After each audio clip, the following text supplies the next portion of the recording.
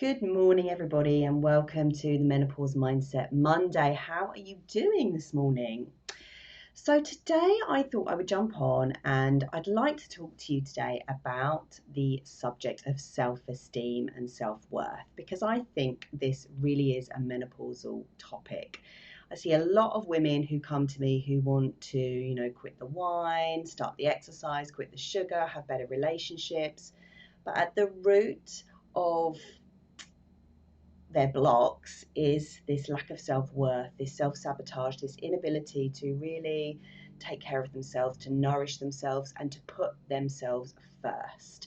And really, this is what the menopause is all about. It's about that non-negotiable self-care, because when we look after ourselves, when we improve our overall health, then our menopausal symptoms improve as well. So self-care and self-esteem really is a menopausal issue. Self-esteem, because when we have high self-esteem, we have higher levels of confidence and we can ask for what we want. So a lot of the work that I do in RTT is really about giving or helping women to give themselves their voices back, to give them the confidence in really speaking up for what they need, speaking up for what they believe, speaking up for maybe asking for different foods or saying what kind of lifestyle works better for them. And so it's all about being able to have the confidence to stand up and ask, maybe ask for a pay rise,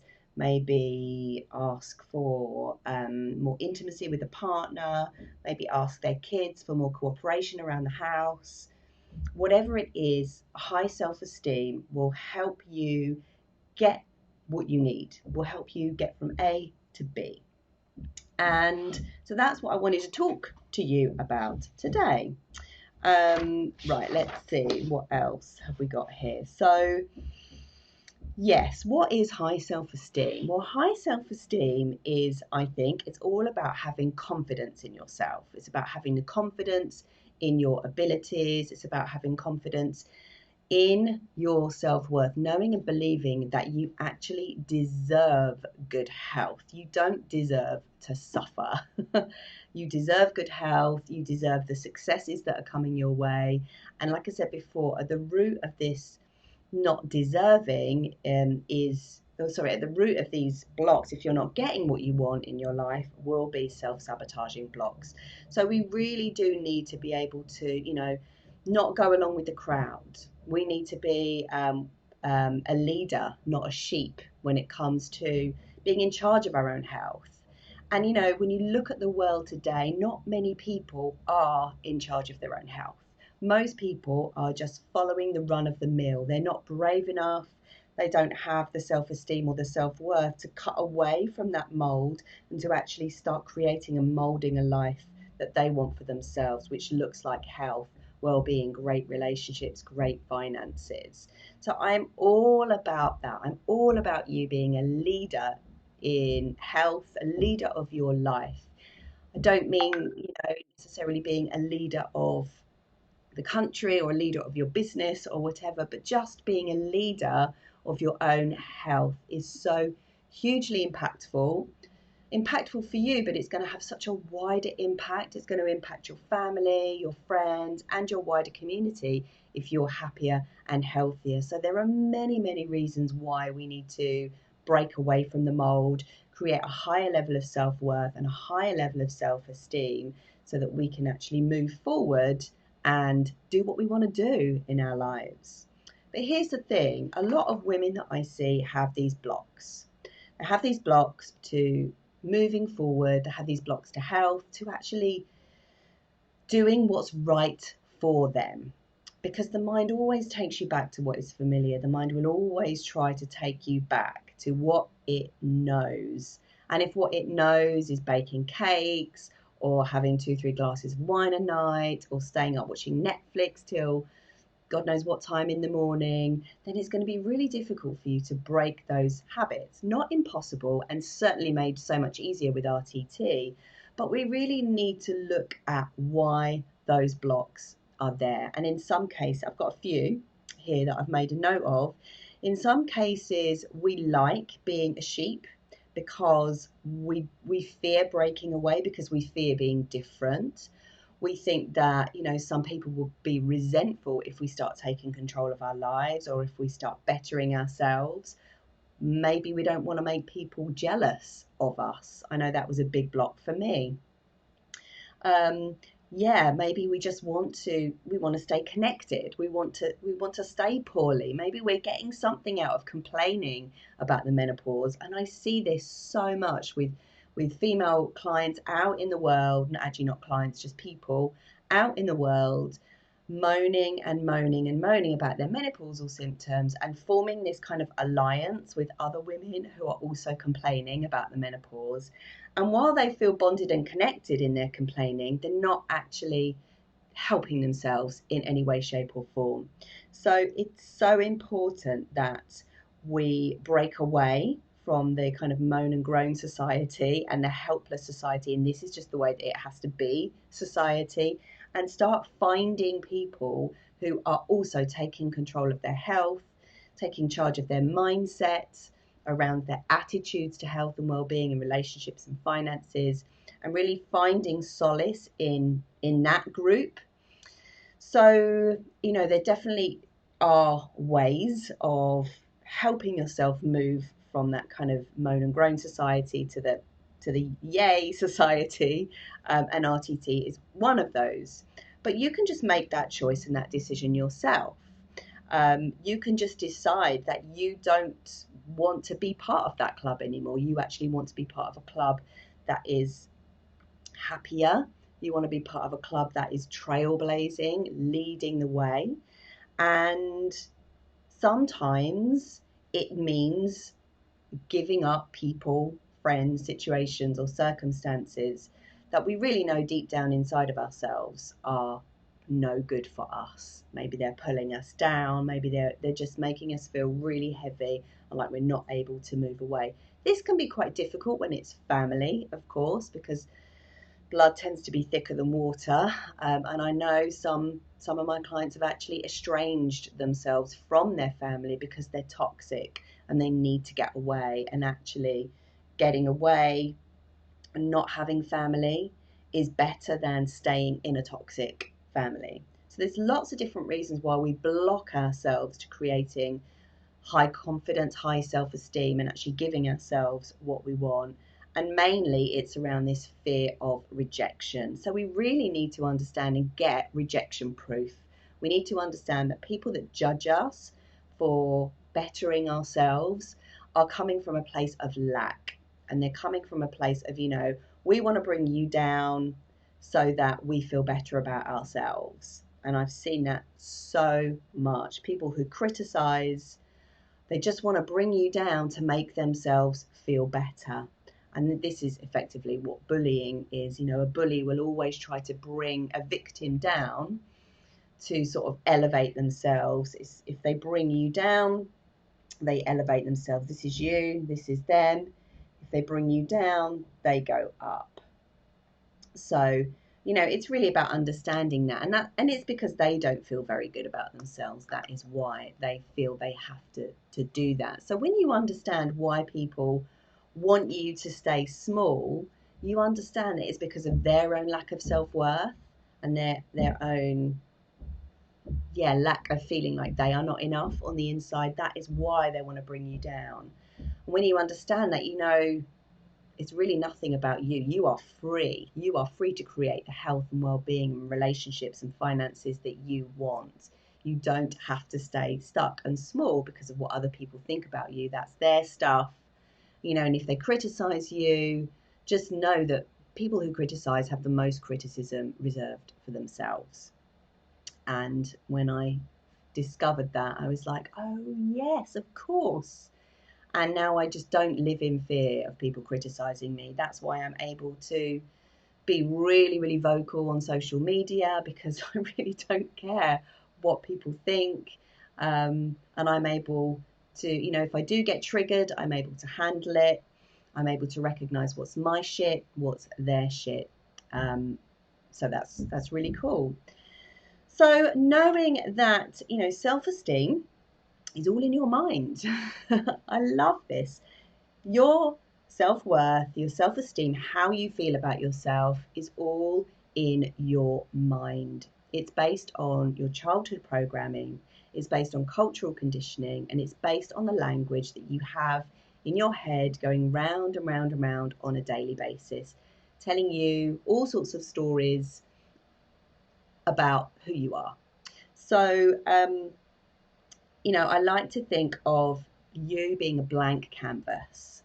So are you going to let other people paint on your canvas, or are you going to paint your own picture on your own canvas? I really love that analogy, because then you know that you're in control. You're the one that's painting your picture. You can create a really ugly picture, or you can create a really, really beautiful picture, one that you love looking at, one that really, really inspires you. And this is about changing your language and deciding to research, or deciding to get online and find the places where you become inspired. As we go into this digital age, it's all about curation, curating music, curating podcasts, curating Facebook groups that all help you move towards self-worth, self-empowerment, making better choices, educating yourself better. So, yeah, really taking the time to curate what is right for you. And I had to do this recently. So I have had a few challenges over the last couple of weeks. Basically, I've been having a few sleep issues because I'm getting married soon, and it's all change, and there's been some resistance inside of me. And recently I had to sort of dig deep and look at the language that I had in my mind about sleep. Sort of develop this slight OCD around going to sleep, going to bed, and this little bit of fear around it. And so I've got all the right help that I need. But yesterday I decided to just go onto Spotify and have a look at some sleep hypnosis, just to vary it up a little bit. And I came across a really lovely sleep hypnosis, and I didn't do it. I just listened to it whilst I was doing the washing, actually. And some really good new perspective shifts popped in. And I have a collection of quotes on my phone that I collect and that inspire me, that I can go to if ever I'm feeling a bit out of sorts, or if ever I'm feeling like I need a little bit of a nudge in the right direction to get back into that self-worth, self-esteem, self-control of the mindset aspect of my life. So, as I said, self-esteem, self-worth is all in your mind. You can tell yourself that you're not enough. You can tell yourself that you're enough exactly the way that you are. You can accept every single emotion or feeling or thought that arises. And in fact, that was one of the things for me, was accepting and embracing my thoughts, and that my thoughts were normal. It's normal to worry about this or be concerned about that. It's all perfectly normal to really embrace it. And a lot of our problems come as a result of resistance to what is. So I always say to my clients, the first port of call for your changing any habit always has to come back to acceptance of what is first, love of what is first, love of self, love of any condition that you've created for yourself, just deep, deep, deep self-love, self-acceptance. And then from there, you get the energy and the impetus to change. So that's self-esteem. Now, I have a 3-step process for you that you can go through to help you really have a look at self-esteem and to sort of dissect it and to improve it. Okay, so the first part of this is, where in my life does self-esteem hold me back? The second part is, where and who did I learn this from? And the third part is, how do I talk to myself and how can I change it? So I'm just going to talk you through those 3 steps, and then you can let me know how you get on. Excuse me. So So if we want our self-esteem to soar, we really have to understand where it creeps into our life. And it can creep into our life in many, many, many different ways. So as I said before, are you not able to ask for what you need when you go to a restaurant, or when you go to a party, or when you go to an airport, when you go to a train station, or when you go to a shop, or around someone's house? Are you holding back there? Are you not very vocal? Where is it holding you back? In your relationship, in your work, in your health, in your family? Where are you not able to say no to things that you know are not good for you? Where do you let people egg you on? Do you let people egg you on into spending money? Do you let people egg you on into having that extra glass of wine or having that cake? Do you let people egg you on to driving when you don't actually feel like driving? Maybe you're knackered. I don't know. Maybe you could let me know some scenarios that you have yourself where your self-esteem's not quite poking through and you're letting your boundaries slip a little bit. So do an audit and just take a look at your life. Where am I letting low self-esteem and low self-worth hold me back from feeling better in life, feeling happier, healthier, more relaxed, and less stress-free? And then, so you can journal on these, you can take your time with them, you can do them over the week, the month, the year. It's always good to come back to these and do a little audit from time to time. So secondly, who did you learn this low self-esteem from? Because here's the thing, when you are a baby, you are born with the highest levels of self-worth. So you believed that you deserved to be fed, clothed, watered, and loved. You believed you deserved to be seen, acknowledged, seen as important. All your emotions, you believed that they were valid. And you would, if you didn't get any of your needs met, you would cry, you would scream, and you didn't care where you were, what time of day or night it was. You would just let rip, you would scream. That's how much confidence you had in your needs deserving to be met. But of course, parents, upbringing, society, culture steps in and fucks it all up, ruins it for us. So this is about really understanding who said what to you when you were younger, when you were growing up. Who said what to you? Was the energy in your house predominantly positive? Was it predominantly critical? Was it predominantly negative? Was it depressing? What went wrong? What did your teachers say to you? What did your caregivers say to you? How were you made to feel? Were you ignored? Were you made to feel unimportant? Were you bullied? Did somebody bully you for your shape of your nose, or the size of your thighs, or the shape of your little finger, or your tummy, or hair, or the color of your eyes, or your makeup, or your sexuality, or your sexual behaviors? And what impact did that have on you? What language did that start creating inside of you? Were you made to feel like a disappointment? Did your parents have faith in you? Did they not have faith in you? Did they show you they had faith, or did they not really? Did they just ignore you, or did they say, well, you could have done better? Yeah, it was okay, but you could have done better. Because the energy we receive when we are children really, really sticks with us until we choose to take responsibility for ourselves. So, and that's where RTT can help. RTT can really, really help to change that language and to change, first of all, it shines a light on the imprints that you get or that you received when you were younger, and then we can change the meaning that you attached to those memories and the language, really give you your voice back, re-empower you, and just fill your head up with everything that you love, everything that you want in your life, which is great.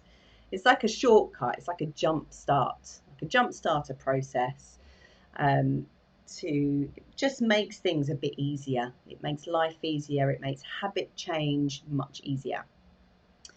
So the third step is to do an inquiry and ask yourself, how do I talk to myself on a daily basis? Really building a relationship with your internal dialogue. Because here's the thing, your mind understands every word and every single picture that you tell it.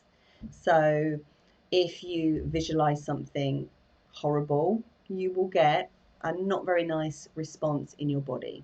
If you visualize something nice, like a beach or having a massage, you will start to relax. If you visualize a plate of food that you're craving, you will start to salivate. You'll start to feel hungry, even if you've just eaten.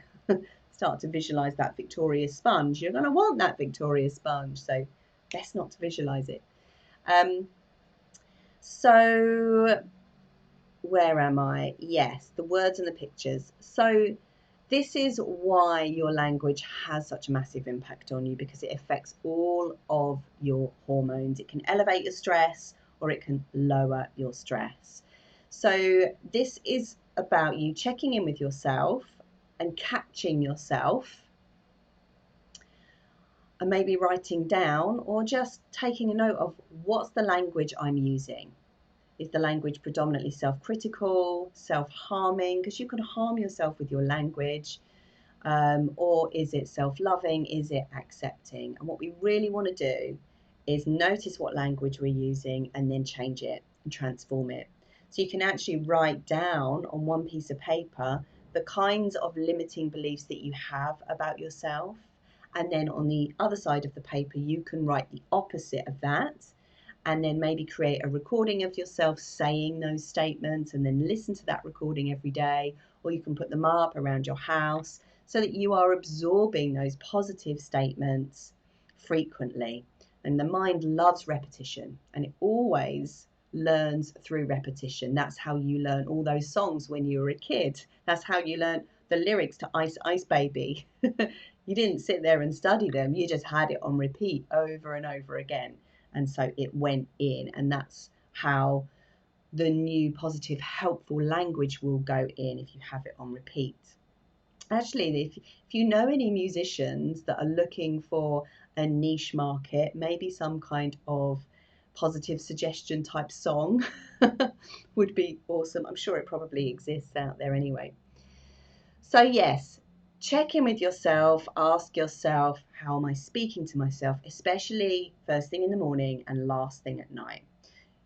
If you don't do any other kind of positive self-talk during the day, first thing in the morning and last thing at night are the most powerful, because that is when your brain is most susceptible to suggestion, because you're in that theta state.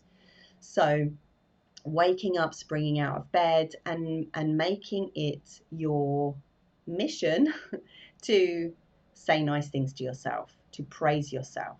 You know, I'm amazing, I'm great, I feel so good about myself, I love who I am.